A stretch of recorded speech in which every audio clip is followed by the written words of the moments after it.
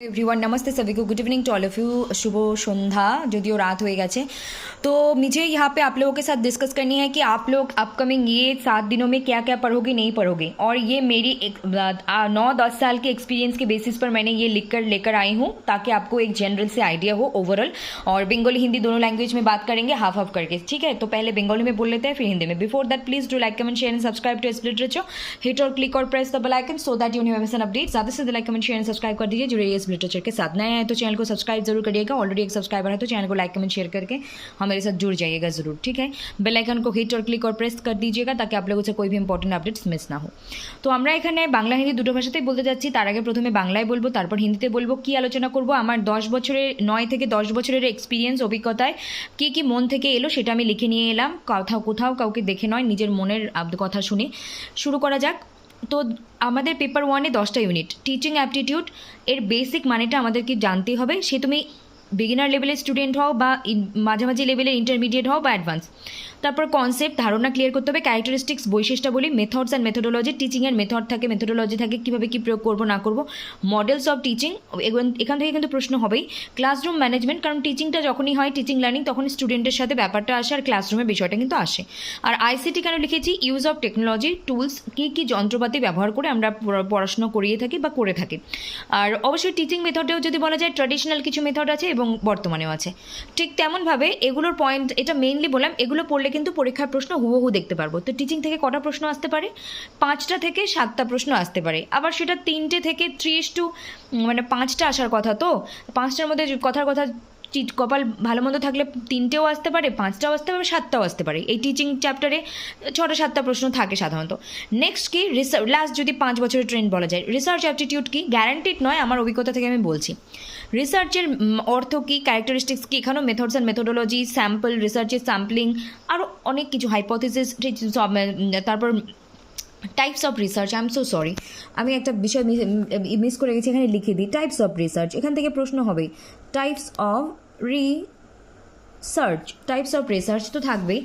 এখান থেকেও একটা প্রশ্ন থাকবে। প্রচুর টাইপস আছে, 10টা বললেও 100 রকমের টাইপস নিয়ে আসা যাবে, কিন্তু কমপক্ষে 20 টাইপ বা 10-20টা ধরনের রিসার্চের টাইপ আছে, সেটা পড়তে হবে। তারপর স্যাম্পলিং করা, তারপর ইথিক্স থেকে প্রশ্ন আসতে পারে এবং আদার্স। এর এই conference, what is conference, what is symposium, what is paper publication, what is seminar, এই জিনিসগুলো টিচিং, রিসার্চ, কমিউনিকেশন সব কিছুর সাথেই জড়িত, একে অপরের সাথে ইন্টারকানেক্টেড বা লিঙ্কড আছে। তারপর কি হচ্ছে যে কমিউনিকেশনে সেন্ডার রিসিভার দিয়েছি। ক্লাসরুম ম্যানেজমেন্ট, ব্যারিয়ার, এসএমসিআর বলতে সেন্ডার, মেসেজ, তারপর হচ্ছে মিডিয়া, রিসিভার। এখানে আমি একটু যদি 19-20 হয়ে থাকে সেটা একটু চেক করতে হবে, তাও আমি আর চেক না করে তাড়াহুড়ো নিয়ে এলাম যে দেরি করি না, বিষয়টা একটা বেসিক আইডিয়া দেবে। এটা কিন্তু ইন জেনারেল একটা বলে না suggestion type, final suggestion type এটা study. Logical reasoning, Indian logic থেকে 2টো প্রশ্ন আমরা আশা করতে পারি, যেখানে ফ্যালাসি প্রশ্ন, ফ্যালাসি থেকে আসতে পারে। ইন্ডাকটিভ ডিডাকটিভ রিজনিং থেকে প্রশ্ন আসতেই পারে, কনফার্ম আর স্কোয়ার অফ অপোজিশন থেকে, এবং সিলোজিজম, ডায়াগ্রাম, এগুলো থেকেই প্রশ্ন হবে, সেগুলোকে আমাদের ইন ডিটেল পড়তে হবে। নেক্সট, ম্যাথমেটিক্যাল রিজনিংয়ের মধ্যে ratio, average, percentage, simple interest, compound interest, mix math বলতে ওই মিশ্রণের অঙ্কর মতো, letter series, number series, coding, decoding, blood relationship, directions. এগুলোর মধ্যে মোটামুটি আমরা 5টা প্রশ্ন না হলেও পেয়ে যাব। আর it's compound interest, simple interest, তার সাথে আর কিছু আমি বাদ দিলাম কি না মনে তো হচ্ছে, বাদ দেইনি। রেশিও, অ্যাভারেজ এগুলো থেকে থাকে। আর এই ধরনের আর কিছু থাকলে আমি পরে জানিয়ে দেবো, কিন্তু এগুলোই মেনলি। এখান থেকে 5টা কোয়েশ্চেন কভার হবে। লজিক্যাল রিজনিং থেকে, এখানে ইন্ডিয়ান লজিক থেকে 2টো, এগুলো থেকে 3টে, 5টাই আশা করি। কমিউনিকেশন থেকে ওরকম 3-5টা প্রশ্ন হতে পারে, সেটা নির্ভর করছে। কিন্তু রিডিং কম্প্রিহেনশন আর ডেটা ইন্টারপ্রিটেশন এখন একটু আলোচনা করি। ডেটা ইন্টারপ্রিটেশনে আমি টেবিল চার্টটাকে এবার প্রেফার করেছি, আমি আর পাই চার্ট, বার গ্রাফ এগুলো বলিনি। 1 টেবিল বলতে একটাই টেবিল থাকে, 2 টেবিল বলতে 2টো আলাদা আলাদা টেবিল, 3 টেবিল বলতে 3টে আলাদা টেবিল, কিন্তু একত্রিতভাবে প্রশ্ন জিজ্ঞেস করা হয়। এই 3 ধরনের ট্রেন্ডে আসছে প্রশ্ন, তাই সেটা আমি দিয়েছি। এই 3 ধরনের টেবিল প্রিপেয়ার করলে আই থিঙ্ক যে আমরা 5টা প্রশ্ন অবশ্যই উত্তর করতে পারবো। Reading comprehension, practice as much as you can, যতটা পারা যায় এই কদিনের মধ্যে, আর এক্সট্রা করে বেশি কি চাপ দেবো বা বলবো। আর এখানে কিন্তু 5-10টা কোয়েশ্চেন ফিক্সড ডিআই এবং আরসিতে, বাদ বাকি কোনো ইউনিটেই ফিক্স নেই। কোনো ইউনিটে 5টা প্রশ্ন, কোনোটাতে 7টা, কোনোটাতে 3টা, এইভাবে করে টোটাল 50টা কোয়েশ্চেন কভার থাকবে, মানে এখানে 5-5-10টা প্রশ্ন গেল, আর এখানে বাকি 40টা প্রশ্নের মধ্যে কিন্তু ইউনিট থেকে কম বেশি হবে। নেক্সট আইসিটির ফুল ফর্ম, বা আইসিটির ফুল ফর্ম জানার সাথে সাথে আইসিটিতে কত ধরনের অ্যাব্রিভিয়েশনস ফুল ফর্ম আছে সেখান থেকে একটা প্রশ্ন হবে। নতুন টার্ম বা নতুন টুল কি এসেছে আমাদের টেকনোলজিতে সেটা জানতে হবে, আর অবশ্যই সেটা প্রিভিয়াস ইয়ার 5 বছরের লাস্ট 5 বছরের প্রশ্ন ঘাটলে পাবো। Use of ICT in research teaching higher education, কারণ এগুলো আমরা রিসার্চ টিচিং হায়ার এডুকেশনে আইসিটির প্রয়োগ হবে না এরকমটা তো আজ হতেই পারে না, এবং আদার্স কিছু জিনিস। এখান থেকেও আইসিটি থেকেও আমরা 3টে প্রশ্ন এক্সপেক্ট করতে পারি, খুব ভালো হলে বেশি হলে 5টা, তার বেশি না। হায়ার এডুকেশনের ক্ষেত্রেও ওই রকম 3টে প্রশ্ন, people development, environment, higher education এবং পিডিই হায়ার এডুকেশন না আইসিটি, এই 3টের মধ্যে আমি বলতে পারি 3-3-3 করে প্রশ্ন, বা 5-5-5 করে খুব কম সম্ভাবনা থাকে।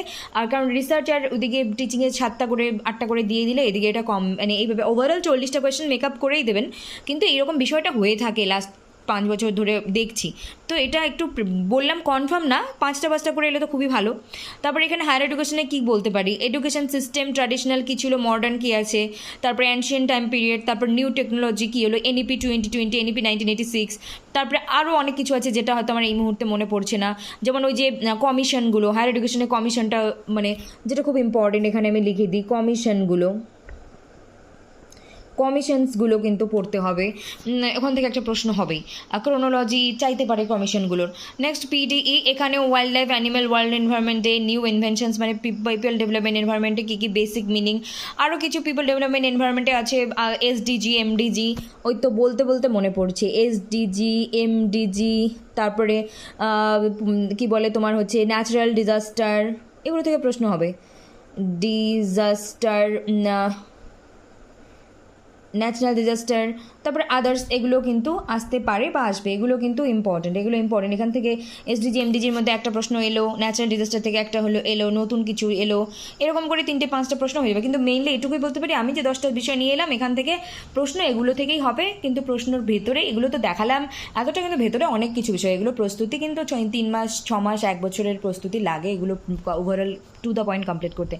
तो मुझे यहाँ पे आप लोगों को ये बतानी है कि ये सारे जितने टॉपिक आप देख रहे हो, आप लोगों को मैं ओवरऑल बता दूं, ये concept, characteristics, methods, methodology, models of teaching, classroom management, ICT का यूज़ रिसर्च में, टीचिंग में, कम्युनिकेशन में, हायर एजुकेशन में कुछ यूनिट इंटरलिंक्ड इंटरकनेक्टेड है। और इसके साथ इस SMCR ये सेंडर, मैसेज, रिसीवर, मीडिया रहते हैं।